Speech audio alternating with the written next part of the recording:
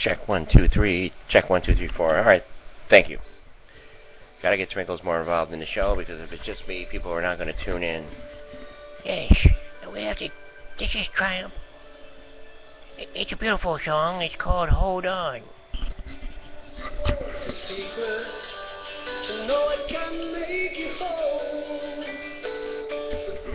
The thing is, what I learned in the last few years, by all status and by all talks, just viewing people here, it's like we always got to be showing that we're doing the right thing. Because a lot of times I have not shown that, I might be showing it now, but then again I might slip, like I'm going to do now. I'm going to slip into something that is probably a little bit different than what you're used to. But would you want me to be like everyone else? I mean, if you want to be like everyone else, fine. Everyone else is just out there just showing everyone they're doing the right thing. Showing. I mean, just coming up with these ideas. Like, I think I'll do this now. I think I'll do that. Anyway, we got to take it one step at a time here. Yes. Alright. Try to relax, everyone. Let's all do our Buddha exercises. Yeah? And I'm glad that I'm kind of getting the lisp here. Alright? Please, give me the lisp. I'm not asking in the spirit, because I said I'm not into the spirit medium anymore. If I receive blessings during this video, then I receive blessings. But I'm not going to say that I can just turn it on like that. If he sees favor in me, You said he. well, I don't know. I mean, definition of a God, what is the definition of a God? Gary, go get that for us. And Vash Jones said he's a Christian. There's a show called Crossfire, and he is a Christian. And a lot of the people on the panel, whatever they are. Alright, the thing is, the whole Christian kind of thing here. Here's a cross. Now, probably from my grandma. Probably gave it to my mother. You know how they teach you, do the Hail Marys, and all this. Keep, Hail Mary, Hail Mary, Hail Mary. They got the balls here and everything. We have a cross here. Okay. They say Jesus died on a cross. I don't know. They had crosses back then. Maybe. It could be a stake. A stake or something like that. Or it could have been a cross. But let's say that is the way that, for the Christians now, that is the way that he died on the cross and everything and all that. They're like, come on, show us, if you're the Son of God, show us a miracle here. And I guess, and record it in some verses here, I'm not quite sure. I haven't really been reading as often as I should be reading. But I guess they're all sitting there like, come on, man, come on.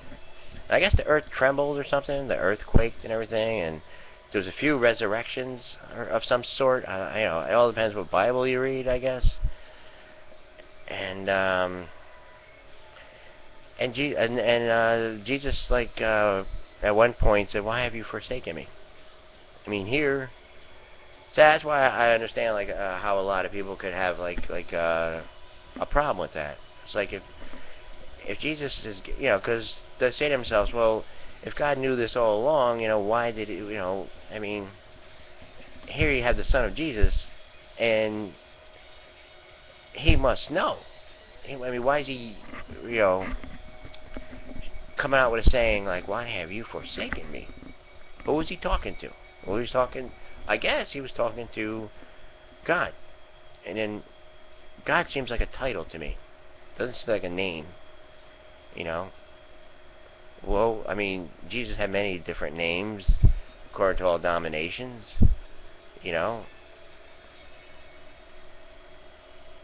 Okay. I guess my point is, why would you, if this is the way he went down, why would you want to wear this? Like, it's like, I mean, if you're, if someone you loved perished in a car accident, I mean, would you wear like a, I don't know, a steering wheel around your neck? I don't understand.